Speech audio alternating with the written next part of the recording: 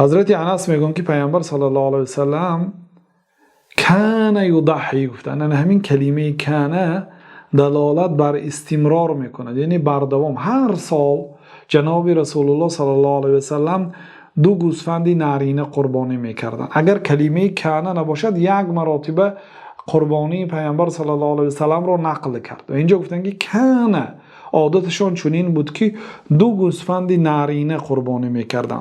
گوسفند بود بوزنی، املحین، رنگ سفید داشت، اگرچه بعضی خطای سیاه هم داشت. اقرنین، هر 2 گوسفنداشون هم شاخدار بود که ما در اینجا 3 وصفش آمده است. 8 وصف گوسفند پیامبر صلی الله علیه وسلم را در حدیث های پیشینه گفته بودیم.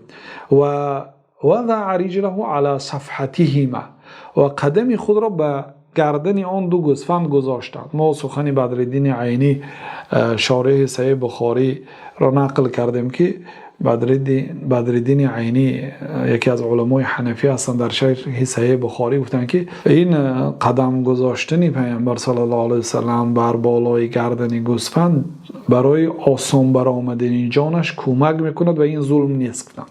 و یذبحهما بیده، پیامبر صلی الله علیه وسلم با دست مبارکشان آن گوسفندها را قربانی کردند. پیامبر صلی الله علیه وسلم اصلا به حیوان ها هم ظلم نمیکردند. حضرت عایشه گفتند که پیامبر صلی الله علیه وسلم نه زنی را زدند با دست مبارکشان، نه خدمتگاری را زدند و نه حیوانی را زدند و چیزی را، یگان چیز را جناب رسول الله صلی الله علیه وسلم با دستشان نزدند. گفتند صلوات الله و سلام علیه. حضرت انس گفتند که پیامبر صلی الله علیه وسلم 2 گوسفند نارینه را قربانی کردند که آنها سفید بودند، شاخدار بودند. آنها را با دست مبارکشان قربانی کردند و بسم الله الله اکبر گفتند. سما یعنی نام الله تعالی را ذکر کردند و الله را بزرگ شمردند. به نام الله، الله بزرگ است گفتند.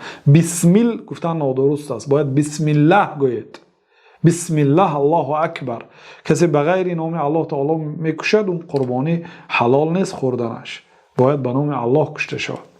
و وضع رجله، و پای خود را بر گردن آن 2 گوسفند گذاشتند. گفتند که این حدیث در بالا چندین مراتبه تکرار شد. والله اعلم و صلی الله و سلم علی نبینا محمد و علی آله و صحبه اجمعین.